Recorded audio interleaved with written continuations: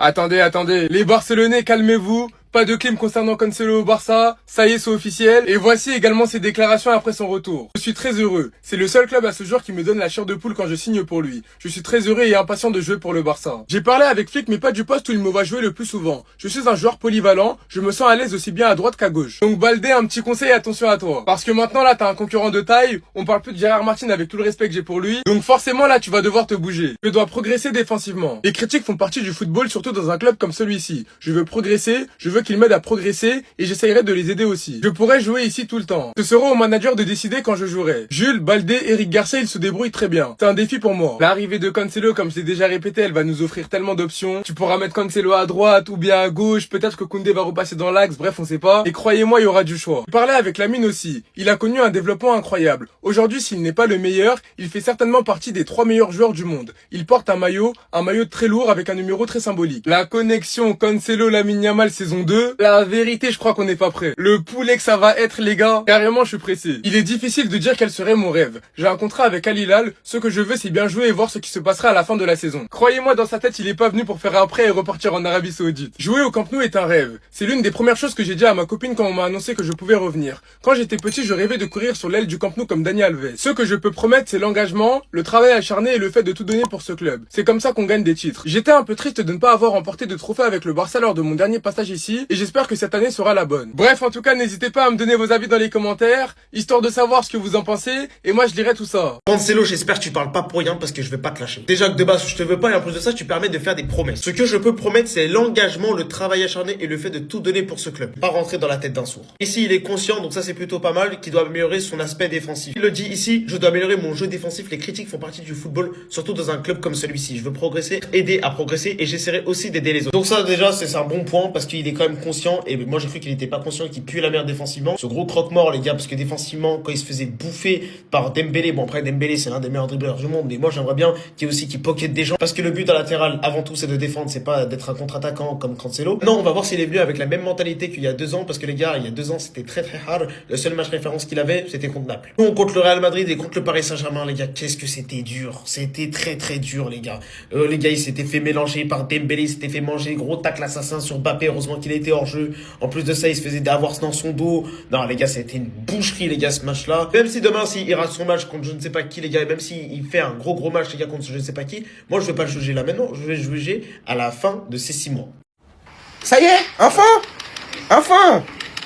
Wesh, depuis vendredi on entend. Ça y est, voilà, applaudissements dans le bureau. Ah là là, et t'as des humains qui veulent pas de ces mecs là au club. Y'en a qui disent non. Ça y est, c'est bon, maintenant c'est officiel. Cancelo l'a signé au FC Barcelone, un prêt de 6 mois. Non, j'ai dit ça y est parce que ce matin, je sais pas c'est passé quoi ce matin, mais le club avait officialisé, avait publié les trucs. 30 minutes après, ils ont tout supprimé. J'ai pas compris. J'ai dit, ouais, c'est passé quoi? Apparemment, il y a eu des problèmes de documents, blablabla. Maintenant, ils ont republié. Bref, c'est bon, cette fois-ci, c'est carré. Là, il est de retour. Il est de retour et il sait comment faire avec nous, les gars. Il nous prend déjà par les sentiments. C'est le seul club qui me donne la chair de poule lorsque je joue. Ouais. C'est pas le Real Madrid et ces Galactiques qui vont te donner la chair de poule, hein. Je suis désolé. Bref. Koundé, t'as continué à prendre des petits ponts comme tu l'as fait lors du Classico là. Tu vas vite aller sur le banc. Vite fait et bien fait. C'est moi qui te le dis, mon gars. Toute personne qui pense que Cancelo n'est pas un transfert fiable est un ennemi du FC Barcelone. Toute personne pense que Cancelo est une mauvaise recrue est soit un Parisien, soit un Madrilène, soit un Ops du FC Barcelone. Un joueur qui peut jouer sur le couloir à droite et sur le couloir à gauche. Sachant qu'on se rappelle de l'année passée, de la façon dont on se fait éliminer en Ligue des Champions. Pas de Jules Koundé, pas de Baldé. Tu te prives de tes 2 meilleurs latéraux pour aller affronter une équipe comme l'Inter. Et surtout, on évoquait le point Baldé. Une progression très lente. Et donc, ce joueur-là derrière moi, vous allez voir que Baldé va être très performant à sa venue. Bah oui, la concurrence, ça va être super important. Que ce soit sur les 2 postes, que ce soit Jules ou Baldé, mais plus Baldé. Encore une fois, on évoquera ses failles défensives, mais vous le savez, le Barça d'Hansi Flick, qu'on le dise ou pas, va continuer à encaisser des buts. Qu'il soit là ou qu'il soit pas là. Donc, les gars, tout sur l'attaque, frère. Ça y est. Bon, vous le savez, depuis le début, je le dis, les postes qui m'inquiètent, c'est les postes des latéraux. Le Barça peut se débrouiller partout. Sauf là-bas, pour moi, c'est très inquiétant. Il n'y a pas de réelle doublure, entre guillemets. C'est beaucoup de bricolage. Et en plus, un Gérard Martin qui sent beaucoup mieux au poste de central. Très content de sa venue, ça va nous faire du bien. Voilà. Viens très vite, mon frère, je t'attends. La nouvelle recrue cet hiver en défense est Araujo. Ça a clairement été déclaré par Deco. Le retour en forme d'Araujo serait une recrue de premier plan cet hiver. Nous comptons sur lui et lorsqu'il est au meilleur de sa forme, il est un joueur clé pour nous. Deco et Laporta l'ont répété plusieurs fois. Pour eux, si Araujo est en forme et en confiance, il est l'un des meilleurs du monde. Mais là, on parle quand même du Araujo 2022 et ça remonte à il y a longtemps quand même. Mais bref, je pense que le Barça ne compte pas vendre Araujo, qui durant cette finale de Supercoupe, on l'a vu heureux, soutenu par ses coéquipiers, qui lui font sûrement aussi confiance. Plus la venue de Cancelo et Deco déclarent qu'ils ont toujours voulu le signer définitivement, mais qui n'ont pas pu à cause du FPF à l'arrivée de Flick. Donc en gros, Cancelo a toujours été dans les plans en réalité, et qu'avec son arrivée, Eric Garcia pourra arrêter de jouer latéral droit. Donc quand tu sais que le Barça va prolonger Christensen une année supplémentaire, qu'ils vont pas vendre Araujo, qu'il y a Cancelo et qu'ils essaieront de le garder cet été, en défenseur central, tu te retrouves avec Koubarsi, Christensen, Araujo, Eric Garcia et même Koundé si tu le remets à son poste. 5 défenseurs. Donc si personne part, croyez-moi que cet été, nous allons recruter personne. En tout cas, on regarde comment tout ça va se passer. C'est Deco et Laporta qui décident, écoutez. Marcus Rashford, le nouveau rappeur du vestiaire. On en a vu des informations au Barça, mais je pense que pour l'instant, on commence l'année fort en 2026. Et que ça va être dur de détrôner cette information. Après l'histoire de Yamal qui mange du couscous pour sa récupération de la pubalgie, je pense que cette information sur Rashford est pas mal. Lors de la célébration dans les vestiaires du FC Barcelone, Rashford a pris le micro et s'est mis à rapper. Le personnel des vestiaires était stupéfait et a déclaré qu'il avait l'air d'un vrai professionnel. Quand vous voyez Marcus Rashford, est-ce que vous êtes choqué? C'est sûr qu'il allait découper les prods. C'est sûr qu'il a des textes dans son bigot. Quand tu vois Marcus Rashford, pourquoi t'es choqué? Pourquoi vous faites les choqués? Sachant que c'est lui qui a battu tout le vestiaire du Barça, il a écouté 72 801 minutes de musique sur Spotify. Avec du Lil Baby, du Gunna, du Lil Durk, du Drake. C'est sûr il a dû envoyer du sale. Quand on Laporta, il devait bouger la tête et il s'est dit ouais, avec Rashford, il y a moyen de faire du cash. Un jour, on va présenter une grosse recrue et que c'est Rashford qui va rapper au micro. Les gars, faudra pas être choqués. Franchement, les gars, le groupe, il vit trop bien. On peut voir plein de vidéos après le match de Supercoupe. Franchement, ça fait plaisir. La photo qui a été prise entre Tommy Marquez et De Jong. Et Poko Barsi qui dit tu De Jong parce que Tommy est fan de De Jong. Entre les montages. Rafinha qui dit aux gens qu'ils devraient regarder plus de football pour le juger. En parlant du The Best et du Ballon d'Or. Non, franchement, le groupe va trop bien. Sinon, vous les gars, vous en pensez quoi? Ramenez-vous sur Snap, on s'ennuie. Deco, il est en échec scolaire ou quoi? J'ai jamais vu quelqu'un qui retient aussi peu les leçons. C'est une dinguerie. Le retour en forme d'Araujo serait une recrue de premier plan cet hiver. Nous comptons sur lui et lorsqu'il est au meilleur de sa forme, il est un joueur clé pour nous.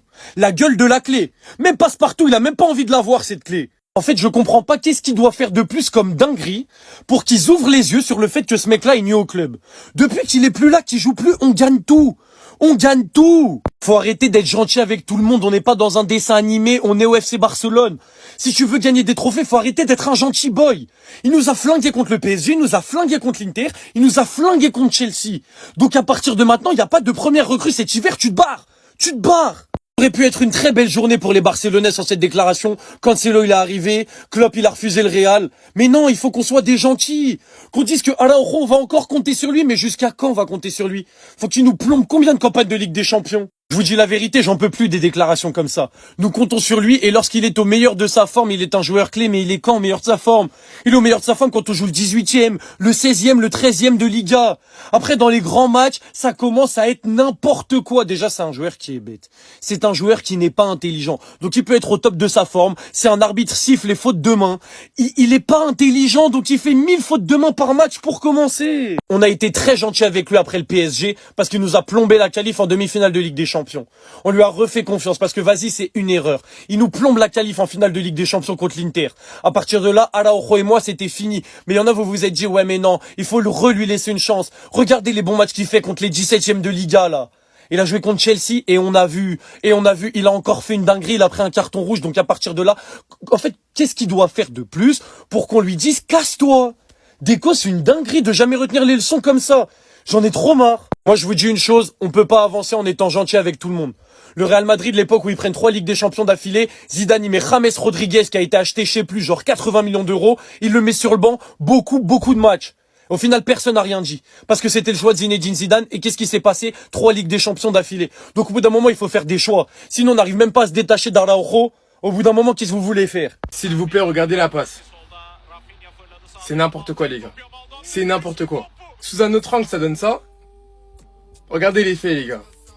Je vous promets, c'est trop grave. Si je fais cette vidéo, c'est parce que Lamine Yamal, on met souvent en avant sa capacité d'élimination, la facilité avec laquelle il arrive à chaque fois à éliminer ses vis-à-vis, et aussi le fait qu'à son poste d'ailier droit, c'est clairement le meilleur au monde. Et sa qualité de passe, je suis désolé, faut en parler aussi. Si nous, les Barcelonais, on est presque unanimes sur le fait que Lamine Yamal, tôt ou tard, il terminera numéro 10, c'est pas pour rien. La vision de jeu, les angles de passe qu'il arrive à trouver par moment, c'est trop grave. Et ce qui m'énerve, c'est que j'ai l'impression qu'on est en train de banaliser ça. Tout comme ses performances en général pour certains. Alors que c'est pas normal. Hier soir, contre le Real Madrid, il y a des personnes qui ont voulu nous faire croire que Lamine Yamal avait fait un mauvais match, sachant que c'est totalement faux. C'est vrai qu'au début du match, techniquement, c'était pas encore OP. Carreras, il arrivait bien à défendre sur lui. Mais par la suite, quand on a senti qu'il était dans son match, que ce soit par la passe ou le dribble, il a été archi dangereux. Sur l'action que je vous ai montré en début de vidéo, là, il a été dangereux par la passe. Malheureusement, Rafinha la met à côté. Après le 1-0, il fait même une percée où limite il va dribbler 2-3 joueurs et derrière il fait une passe à Lewandowski. Mais au lieu de bien la contrôler, malheureusement, il fait un contrôle fiscal. Et en deuxième mi-temps, j'en parle même pas. Dans les dribbles, etc., il nous a régalé. Et pour finir la vidéo, tout ce que j'ai envie de vous dire, c'est s'il vous plaît, certes, Lamine Yamal, depuis qu'on le connaît, il a mis la barre très haute, il nous a habitués à des masterclass de fou malade, mais ce n'est pas pour autant que lorsqu'il ne fait pas une masterclass, il a flop. Bref, en tout cas, n'hésitez pas à me donner vos avis dans les commentaires, histoire de savoir ce que vous en pensez, et moi je lirai tout ça.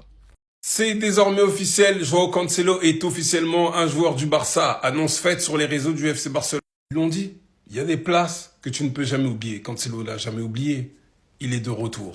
Communiqué, on a eu quelques détails, voilà, il est de retour jusqu'à la fin de saison, il va porter le numéro 2 dès maintenant. Pour rappel, le Portugais était passé une première fois, pour celles et ceux qui ne le sont pas au courant. Il était venu en 2023-2024, il a joué 42 matchs avec le Barça, dont 32 en Liga et 10 en Champions League, pour avoir marqué 4 buts, dont 2 en Liga et 2 en Champions League, notamment celui contre Porto.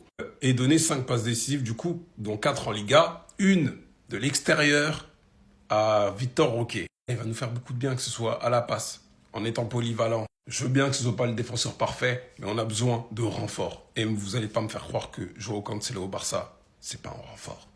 Vous allez juste voir sa qualité de passe. Il a fumé qui va ramener. Vous vous rappelez pas de ce 10 balles? Vous vous rappelez pas de cette action-là? Franchement,